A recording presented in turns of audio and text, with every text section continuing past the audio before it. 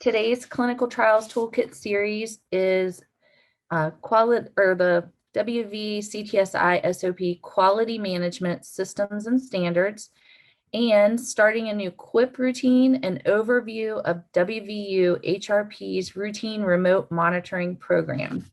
The presenters are going to hold your questions till the end. So you can either put them in the chat and I will tell them the questions you have at the end, or you can just wait till the end and unmute yourself and ask them yourselves. But I am going to go ahead and do my introduction so they can get started. So our first presenter is Debbie Lee, who pretty much all of you know, I think. Debbie is a training manager for the Clinical Trials Center of Excellence, where she has oversight of the Principal Investigator Academy and training associated with the Center of Excellence. She has over 17 years of experience in the research industry as a contract research organization prior to joining WVU in 2018. A fun fact for her, because we're running out of them, is she knows someone who has been on the Wheel of Fortune, and we found that out yesterday. Our other presenters, Jessica Williams. Jessica began her ethics regulatory career at the University of Kentucky Office of Research Integrity, where she worked for nearly 10 years. As of June 2021, Jessica was promoted to Assistant Director of West Virginia University's Office of Human Research Protections.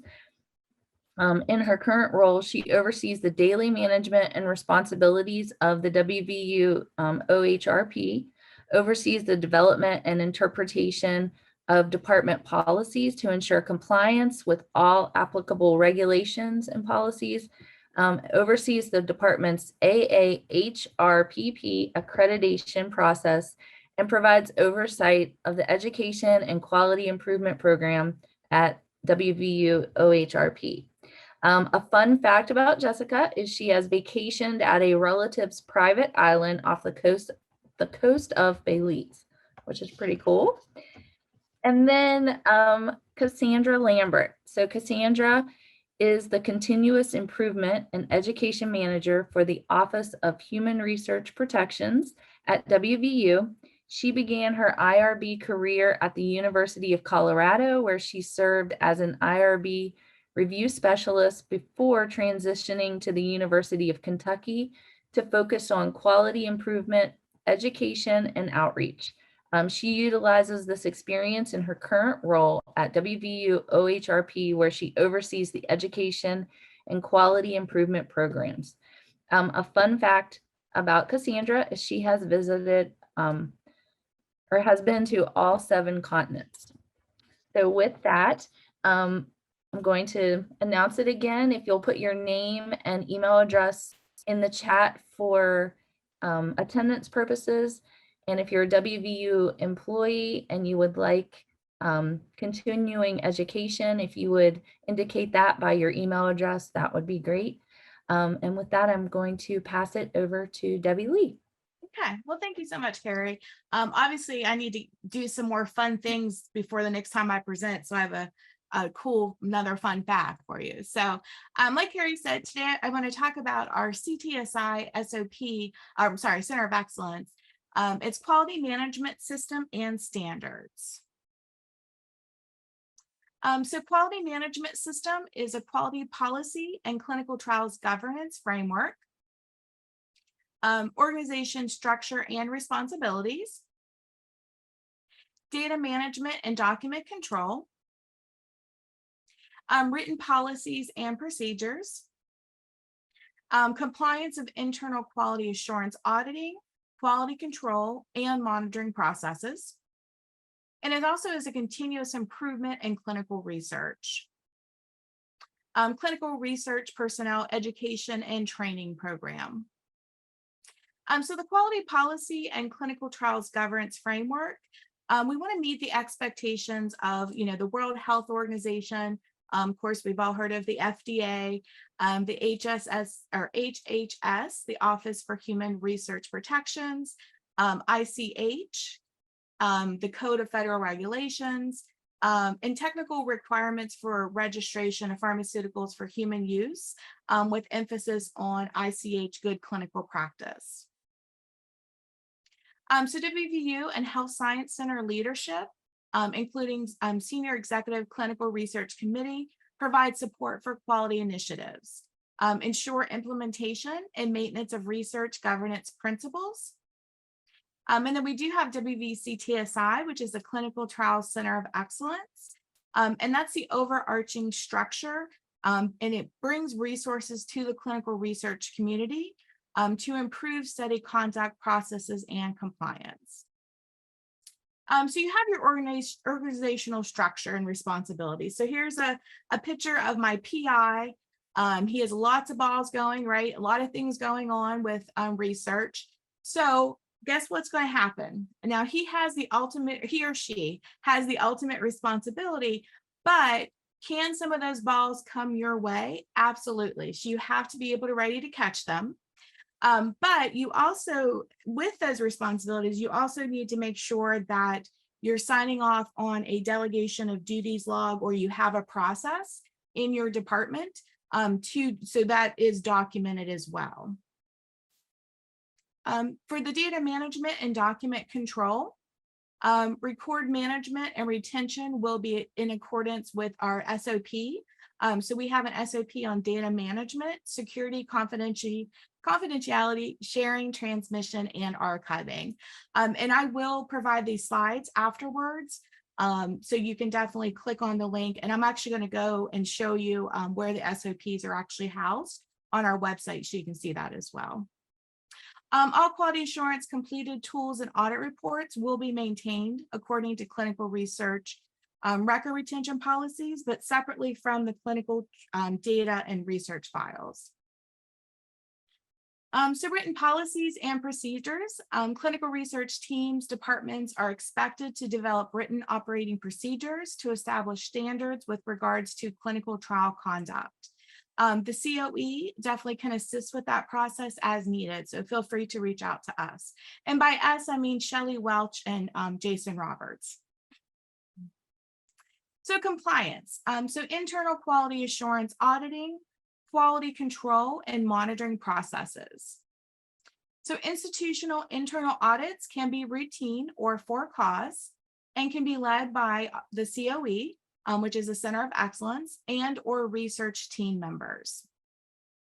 So what's an audit? That's a systematic and independent examination of trial-related activities and documents to determine whether the evaluated trial-related activities were conducted. Looking, was the data recorded? Was it analyzed? Was it accurately reported according to the protocol, SOPs, good clinical practice, and the applicable regulatory requirements? And once again, that's per the ICH guideline for good clinical practice. So for the internal audit, and I have been audited many times, as you heard. I worked at a clinical research organization. I will say I always wanted to be internal audited. Because to me, I want them to find stuff and for us to get it fixed, right? Because when that external audit comes, are they going to find things? Yes, but then I can say this has already been taken care of, right? Because they're going to help you prep for that external audit. They're going to identify gaps or nonconformities that need to be corrected and the opportunities for improvement. And that's really a good way to look at it. We're all human. Things happen. You get overwhelmed. You may, forget and scribble out on a regulatory document instead of one line through initial and date. So there's opportunities for improvement. Understand where preventative or correction action is needed. And then also identify areas where training needs to occur as well. And increase staff awareness of quality requirements and the PI and the site responsibilities as well. So the selection of trials for audit. So once again, I do have references down here at the bottom, so you're welcome to look at those as well. All clinical research at WVU Health Science Center may be subject to internal audit. Priority will be given to protocols that are actively enrolling patients or participants. Investigator-initiated trials, at least 10% of trials opened on an annual basis will be randomly chosen for audit. And then priority will be given to trials that are open to accrual and or determined to be of risk 3 or greater for the COE registration risk assessment. Industry-sponsored and cooperative group trials, random selection of these trials will be chosen with an aim of auditing 10% of open trials annually. Once again, priority will be given to trials that are open to accrual and or determined to be at a risk 3 or greater for the COE registration risk assessment. So what's the audit plan? The audit plan usually in the form of a letter. So that's generated prior to any randomly selected trial-specific audit performed. Will include the audit scope and auditing methods to be used. And it will be provided to the study PI at least 2 weeks prior to the planned start of the audit where possible. Mutually convenient time will be arranged for the audit. The QA audit may begin following enrollment of the first 2 subjects or within 6 months of the first subject enrollment, whichever occurs first. So the following will be included in the audit. 100% review of informed consent, eligibility, treatment administration, adverse events, endpoints and outcomes, and medical laboratory test procedures for randomly selected patients to represent 10%. And that's with a minimum of 2 of the enrolled participants. They're going to verify the accuracy and completeness of your case report form, data entries using source documents and records for selected participants. They're going to look at your regulatory file requirements and completeness. Where they're going to review your protocol and your regulatory compliance. For studies with investigational product, accountability and receipt storage disposition will also be reviewed. So reporting of audits. When possible, an exit meeting will be conducted to discuss areas for improvement. The QA report, including audit findings, will be prepared and sent to the PI within 10 working days of the audit exit meeting. And final findings will be categorized as follows. A major finding is a variance from protocol specified procedure that makes the resulting data questionable or increases risk to subject safety. Minor finding, one that is judged not to have a significant impact on the outcome or interpretation of the study or subject safety. An unacceptable number of minor findings may be treated as a major finding in determining the final assessment. So quality control and monitoring activities. Any QC procedures implemented to ensure the participant safety has been maintained and data is reliable and has been processed correctly according to, once again, going back to that protocol, and applicable regulations. Will be detailed in study protocols, quality and data safety monitoring plans, and or in your departmental standard operating procedures. For investigator-initiated trials, especially those that are linked to an FDA IDE or IND, if they don't have external sponsor monitoring, there should be a monitoring plan developed to ensure regulatory or related regulatory requirements are met. There may be an internal monitor assigned to ensure quality and compliance on an ongoing basis during study conduct. So continuous improvement in clinical research. So a corrective and preventative action, which is acronymed as CAPA, establishes a method for conducting and documenting internal activities for continual assessment of compliance with clinical trial protocols, established regulations, ICH, GCP guidelines, adherence to internal standard operating procedures. And it's maintained, they will be maintained by each department. Issues will be categorized according to the risk to the safety of human subjects and or to the integrity of the clinical trial or data. So once again, that could be critical, advisory, affected the rights, safety, or well-being of trial subjects and or the integrity. Could be major, possibility of adversely affecting the rights, safety, or well-being of trial subjects and or the integrity. Minor, an issue that is not in accordance with the principles of GCP, but where there's no expected impact on the rights, safety, or well-being of trial subjects and or the integrity. So notification of CAPA issues. The PIs will be notified for any issues that are related to their specific trials. The IRB will be notified according to reporting requirements for issues involving human subject safety. The Clinical Trial Center of Excellence should be notified of any critical issues by email. So let's talk about critical and major issues. The CAPA form should include the following: identification of issue, describe the problem or potential problem. Evaluate, assesses the magnitude and risk of the issue and identify and assign an owner. And the root cause investigation, perform a root cause analysis of the problem, collect pertinent documentation as applicable, and describe the root cause of the issue. So we do have 2 attachments, and I'll show those to you here in a minute. So the corrective action and preventative action plan is to create a list of required actions and due dates to eliminate the problem. Corrective action is not already performed, and then prevent reoccurrence, right? What is that preventative action? Assignment, identify the team member or members responsible for task. And then the effectiveness verification assesses the effectiveness of the plan, makes changes to the plans if needed, and repeat until the issue is considered closed and resolved. So tracking of the CAPA, the COE may track the CAPA that are deemed critical and will periodically evaluate the process to ensure all issues are resolved in a timely manner and analyze pertinent trends. CAPA oversight will help inform process improvement initiatives across the institution. The COA can also assist with the departmental CAPA processes as needed. So clinical research, personnel education, and training. Training records will be the responsibility of each individual to ensure it is accurate and up to date.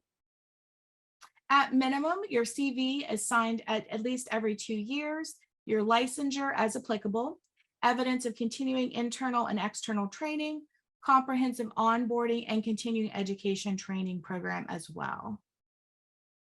And then once again, I have the other SOP. We have an SOP on clinical research, personnel responsibilities, and training as well. Okay, so I am going to go out to the website because I do want to show you where those 2 items are housed. So here, all I'm on is the www.wvctsi.org. I went to our Clinical Trial Center of Excellence, and then I just went here to our standard operating procedures. So they're all here. There's also a table of contents for you as well. And then this is the SOP I just reviewed. And then here are the 2 attachments. So this is the CAPA form. So here's what the form, once again, this, is a template. And let me go back and click on the other one here. And this is the letter as well. So once again, 2 attachments to that SOP. All right, with that, I'm actually going to pass it over to Jessica and Cassandra. Thank you so much, Debbie. That was great. And it was an awesome segue into sort of what we want to talk about, which is very similar on the OHRP, or the Office of Human Research Protections, and the IRB side. So my name is Jessica Williams. I am the Assistant Director for WVU's Office of Human Research Protections, otherwise known as the IRB office. And I have Cassandra Lambert, who is the Quality Improvement and Education Manager. I'm going to be doing sort of the first half of the presentation, then she'll be doing the second half, and we'll try to leave time for questions as well. So I want to start by just thanking CTSI for allowing us to come and speak today. We really appreciate it. The main thing that we want you to remember today, if nothing else, is that we, as our staff has grown, and I don't know if you all have really been sort of, paying attention to our staff growth in our office in OHRP. But, we went from like 4 staff to close to 10 staff, right? So our office is growing, and we are finally able to sort of create a more robust and more formal quality improvement program. Over the past few years, we really hadn't been able to do that to its full potential. So just to kind of give you an overview, this is us sort of saying, we may be starting, quality improvement reviews. And so if you're contacted, don't freak out. Don't be alarmed, because it's really for us to get into this new routine. Okay, so the QIP is Quality Improvement Program. As I'm sure you all know, the purpose really for us is to evaluate the strengths and the weaknesses of our human research protection program at WVU, or otherwise known as the HRPP. This really helps drive some of the educational offerings and development of what new tools and resources we need in our office. So if we don't really know where your pain points are, or where the potential compliance issues are, we don't really know what to offer and in terms of education and development. So this process helps you, and it also helps us. We also audit ourselves, right? So we evaluate our existing processes, procedures, and programs to enhance protections on all fronts. And the bottom bullet is really about, this ensures compliance with not only the federal, state, and the institutional regulations and requirements, but also AHRP. So we are accredited by the Association for the Accreditation of Human Research Protection Programs. It's sort of a gold seal of approval. We've been accredited since 2008, and we do have an upcoming site visit early next quarter. And so this is also just to point out that the auditors are also audited. And I'm sure Debbie can agree with this. We also have things that we have to correct, things that we have to do on our part when these external auditors come in and want to audit our program. All right, so this slide is really just to talk about some of the different types of quality improvement reviews that we'll go through. So we have IRB directed on-site reviews. Those are really pretty limited. They're mainly if the IRB has a concern based on information that was provided at a continuing review, or at the time of some type of reportable event. They may ask for the quality improvement team to go in and do a sort of a directed review. We also have routine monitoring visits. This is what we're going to focus on today, right? Because this is the typical, this is going to be most of what we will be doing, right? We won't be doing a whole lot of IRB directed on-site reviews.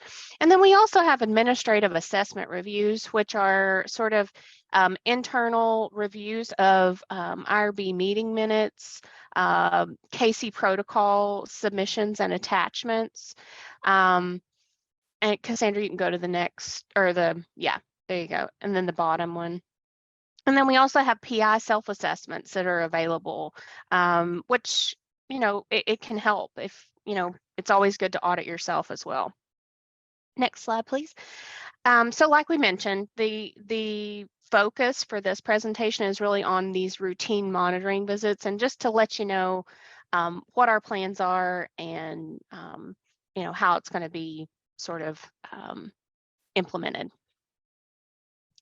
So the quality improvement program has existed for years, right? But remote auditing is a new process. A lot of R1 institutions and institutions that are much larger than ours are now doing remote auditing. So it's a necessary process. And also, since our office is mainly remote, this is sort of going to be our new push to pilot remote auditing as much as we can. We plan to pilot in early 2023, and volunteers are welcome. This, if you enter as a volunteer to try out the process, there's not going to be any type of punitive action, and it may just be sort of a test to go through the logistics and go through the actual process to make sure that it works. Because as you know, any new process needs some guinea pigs, right? We did take a building block approach to this. We titled it Stairs. So the approach to implementation is it starts with support, right? So in order to start any new program, you need stakeholder support, right? You need support from your chairs, your deans, your VPR. So that was the first sort of stepping stone to get the remote auditing program started. Then we had technology. With any remote program or with any remote auditing program, we had to sort of figure out how to do this and how to do it the right way. I had to go out and talk to 3 or 4 other institutions who have been doing remote auditing throughout COVID, to see how they made this work, right? Because you have PHI and HIPAA to think about. So we sort of talked to a lot of our IT staff and the HSC IT staff to figure out the best solution and what would work best for us and would still keep us compliant as far as not having PHI data on an unsupported software. And then actualization. So, we really had to go through, after we got the support, got the technology figured out, we're still in this phase, sort of. We're operationalizing that process, right? We want to be transparent. This is what we're doing right now with you guys. We want to advertise this and let you know what the process is so that you're not, you don't get a random email and say, what is this? We've never heard of this, right? Next slide, please. And then input is another important, it's another important part of the process, because we have a faculty advisory committee. We've talked to our IRB members about this at length, but we also want your input, right? We want to know what potential pain points you see with remote auditing. What are some of the issues that you think that we would encounter? We want to be able to do all of this in the pilot phase so that we can sort of iron out those kinks for later. The R is repetition. So we want to do as many practice sessions as we can in this pilot phase. It's going to be really critical, and prior to like an official hard go live. And then staffing, staffing is something that has been really important in our case to consider, because we do have a small office, and with any new program, you're probably going to need more staff, or at least staff that are cross-trained. So, we had to consider how many staff will it take to do this and do it well. And then, can other existing staff be used for the program, and what expertise is needed? Because as you all probably know, quality improvement is and quality assurance is sort of its own niche area. So we had to make sure that we have the right expertise. And I'm going to hand it over to Cassandra. All right, thank you, Jessica. So now that we've sort of set up a higher level expectation of what our QIP program really is, you might be thinking, do I need to be worried about it? What studies are you looking at? Because we really we want to make sure that we're focusing on studies that would benefit most from the educational component and from our assistants. During the pilot phase, our goal is going to be to do remote audits for 2 studies a month, just to sort of iron out the kinks, like Jessica mentioned. And then, our target areas, this is also driven by AHARP and their expectations. Our target areas sort of shift yearly, based on the fiscal year. And so as our research portfolio change, as we're looking at that each year, so will our focus of our target areas. So for example, in this fiscal year, our focus is really surrounding informed consent. And so we want to be sure that all required and applicable elements are included in those documents. Part of that drive, so now we're looking at it in practice, we revamped and revised our informed consent templates that are available through WVU OHARP on our forms page. So we want to see those in action and make sure that they're meeting expectations. And we also, in conjunction with that, looking at injury language to make sure that for any sponsored project, that the contract language and the injury language in the consent document are congruent. Additionally, while our focus area changes annually, some studies tend to be a continual focus area. So PI initiated unfunded studies, not necessarily clinical trials, so studies of any type, studies that involve non-significant risk devices. You might be wondering why not significant risk devices. Those tend to have more monitoring and expectations, but since non-significant risk devices are, the abbreviated IDE is delegated to the IRB, that's something we want to keep an eye on. We also, banks and repositories are also always a focus, and then any student projects. And this is really because our remote visiting monitoring visits are really meant to be educational. And we get a lot of questions from students and faculty advisors. And so, you know, if you're a student, this might be your first research project. And so to add to the educational component, we think they would most benefit from our remote auditing. And overall, we want to build collaborative relationships with other units on campus. So our goal is to not duplicate effort with the Cancer Center and the Center of Excellence. We want to make sure there are thousands of active research projects here. So we want to make sure that we're all focusing on our own particular spot, but working together to facilitate compliance. And then just to talk a little bit more about the nuts and bolts of how remote auditing will work.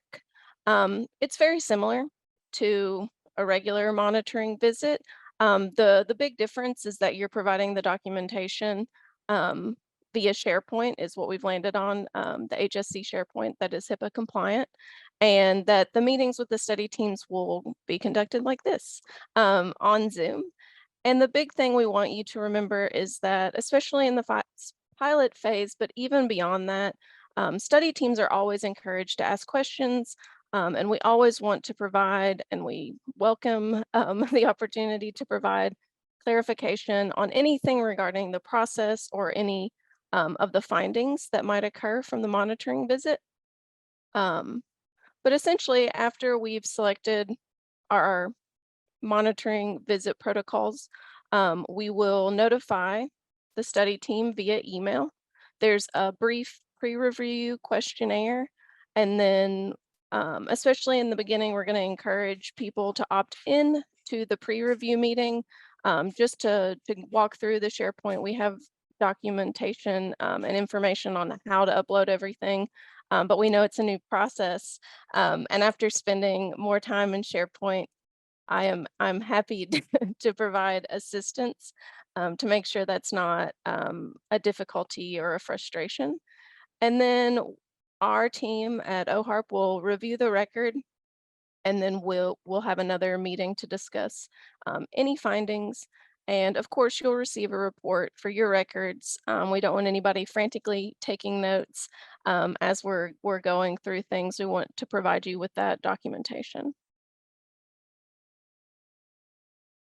And then to go into more detail about the report, again, just to emphasize that this really is meant to be an educational activity. We're not coming out to get you, we are coming out to help you. And part of that is in the report, we really want to highlight what you're doing well. And we may even ask to use your process as an example for other units or study teams that we see in the future. This is something that we did at our last institution, and I think it was a really good learning opportunity for the research community, because there might be one department that does recruitment in a unique way, and another department might benefit from that, but without our office sort of being the intermediary, there would never be that knowledge base available. In the report, we're also going to highlight areas for improvement.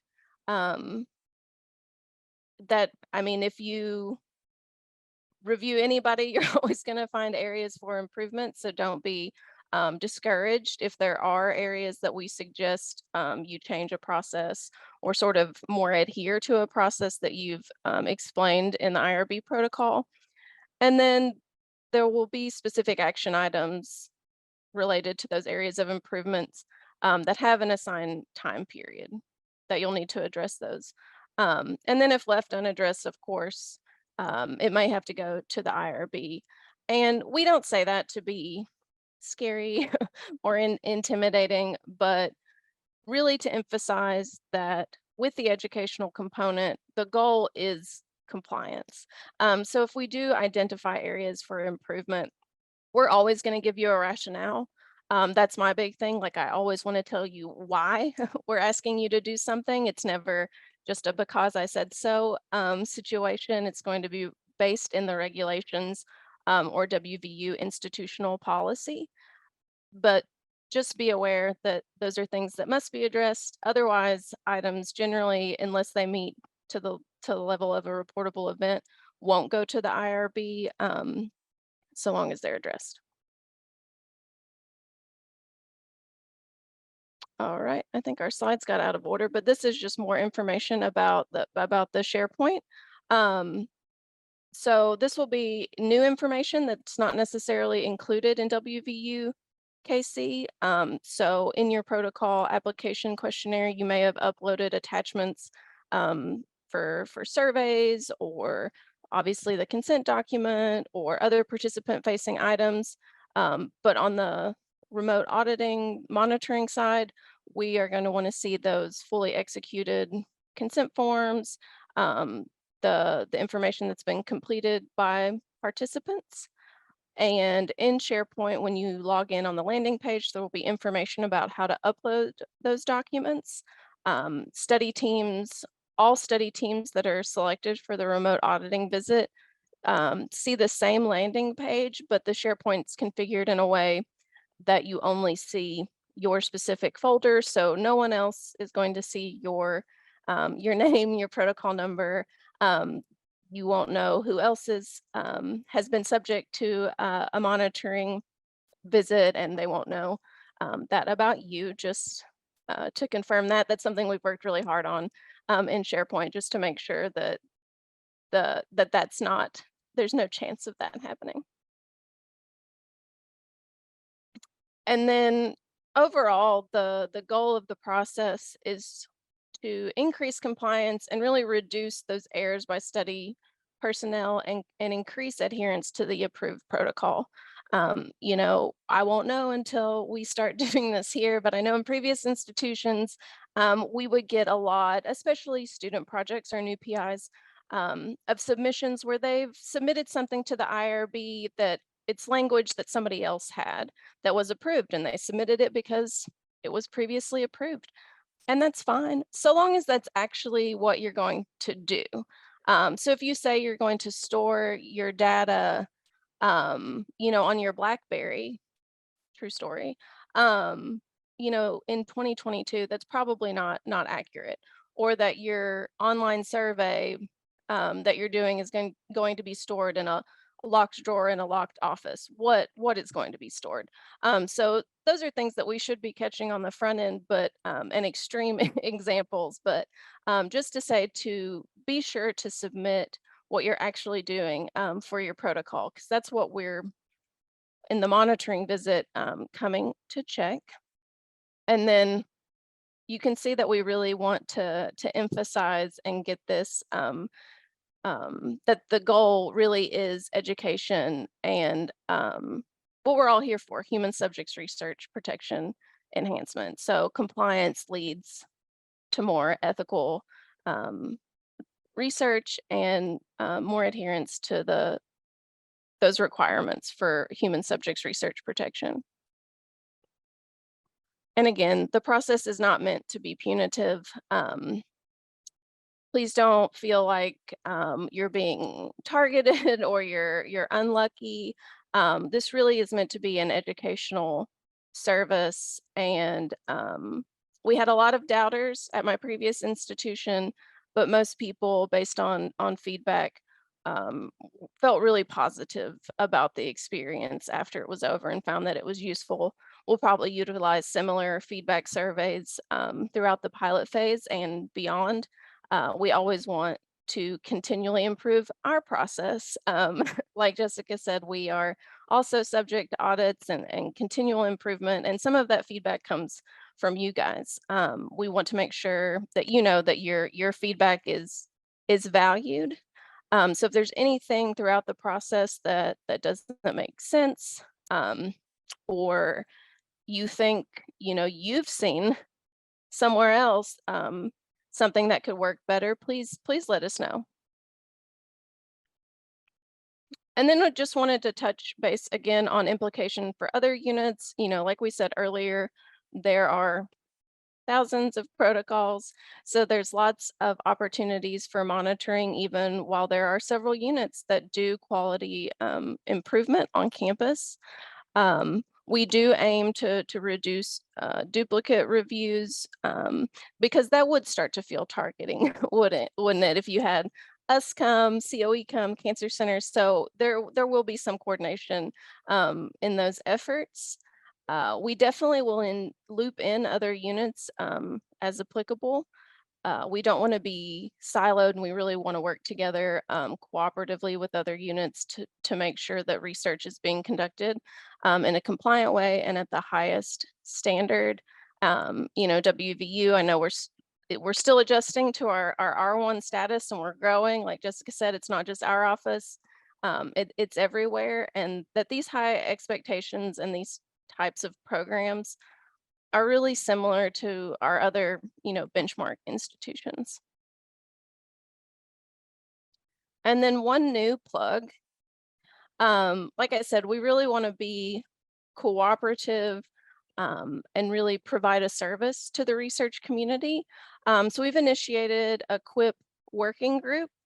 And so I've sent an invite to everybody that we could think of in our office that was involved in a quality improvement program, so monitoring, auditing, anything like that, and have sent that invite.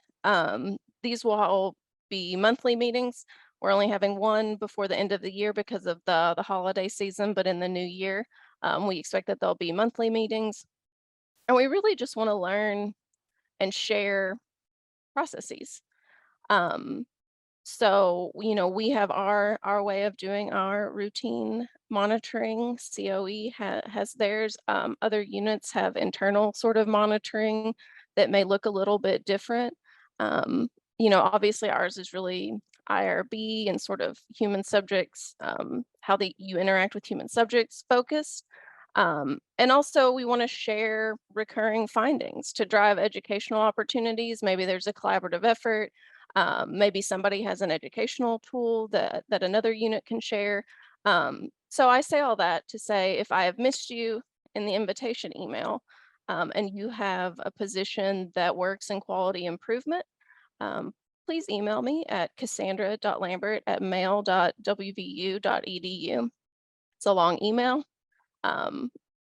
We will share these slides, but if you forget, you can also just email the IRB inbox and it will make it our way.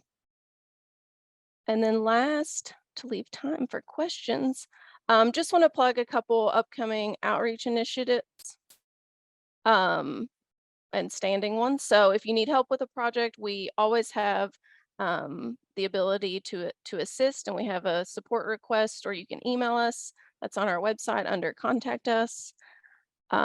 Also, like I said, we're always open to feedback, not just about this program, but about all the offerings. and functions at OHARP. So if you'd like to share praise or concerns, that's available as well. And then lastly, if you or any of your colleagues have IRB questions, whether they're really protocol specific or maybe more generic, or maybe about a project that's not off the ground yet, please visit our calendar to see our next office hours opportunities. These are open sessions for the research community where numerous people from our office are available and ready and willing to answer your questions. And we have 2 sessions left for this year, and we will be announcing spring 2023 offerings soon. And with that, we are ready for questions. So thank you, Cassandra. Does anybody, I don't have any questions in the chat, but does anybody have any questions? You can feel free to unmute yourself or. I just have one question. This is Pam Ralph at the RNI. So for the remote monitoring, you had mentioned that SharePoint would be used for to review documents. For those departments that primarily have their documents uploaded to an E-reg system, will SharePoint still be used for the remote monitoring? I think that, I think that we, Shelley, do you have more to say? Oh, well, Go for it. that's a great question, Pam. I think that's a great question. I think that Jessica and Cassandra, Jason and I need to consider that. That's my opinion. Mhm. So as to not duplicate work. Why would we take it from one system that we could give Jessica and Cassandra access to? Absolutely. And that's our hope. That's our hope, Shelley. I'm glad you said that, because we haven't really had necessarily had access to some of those systems, and we, if we can avoid duplicating any effort, that's Yep. absolutely what we want to do. Yep. Yeah. Okay. Thanks for asking the question. Great Yeah, that was question. a really good question. I will be interested to see, I'm still learning all the systems that everyone uses, but I will be interested to see in our focus areas where we are trying to reduce, any duplication of efforts, how many studies do use E-reg that are ones that we've chosen, because they'll mostly be non-clinical trials. Yeah, there may be that limitation.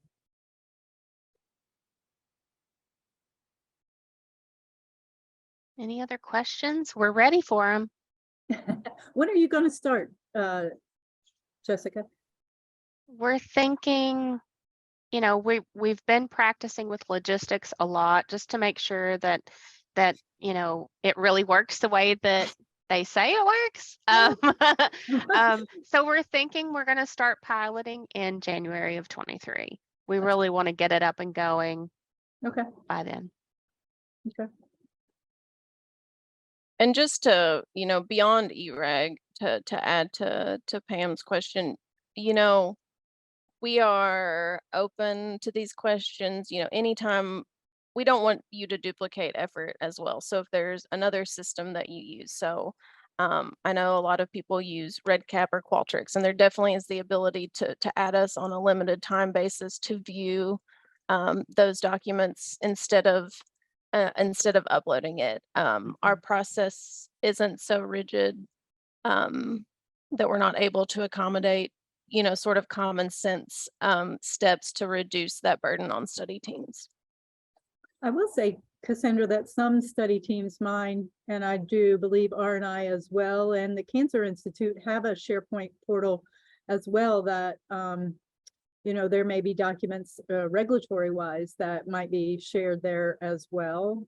Certainly now shifting towards E-reg, but I would just mention that to you as well. Thank you. Mm-hmm. Anyone else have any questions? No other questions, but I just wanted, before we adjourned, to thank Jessica and Cassandra for the work that they've done at the RAB and the being more having more communication with the research community, with your newsletters, and being more visible and offering the office hours. I think that's all great to help us, be more compliant with research at WVU. And I certainly appreciate the partnership that you all have had with the COE. And certainly we need to be, as you've said many times, be very collaborative in these efforts as to not, overwhelm the community, because that's not our intent, not your intent. And it is always in the idea that we need to improve what we're doing. Absolutely. Yeah, and I think we all have the same goal, for sure. researchers and admin staff alike. Yeah. I like when Debbie pointed out that she liked when the internal monitors Mhm. came. Oh, And for so sure. I hope that's the perception I'd here, much that rather it's have better that. for us, for COE, for the Cancer Center, to identify maybe some areas of improvement versus, the FDA comes in and nobody's looked at your study for years. Yeah. I'd be scared. Yeah. And My worst I may, nightmare. right. And I may be biased, but I mean, I think we're a lot friendlier than FDA auditors. So, I'm I mean, sure. I'd much rather, We're you have allowed us to just be come in and look at friendlier. something. Yeah. Yeah. Yeah. You don't try to trick us up with No. questions, because they No. do. Yes. No, we are really trying to help. I promise. Thank you all so much for having us. We really do appreciate it. I want to thank you guys. You did a great job. Thanks to everybody that attended today. And with that, we'll give you a few minutes back, and I hope everyone has a great weekend.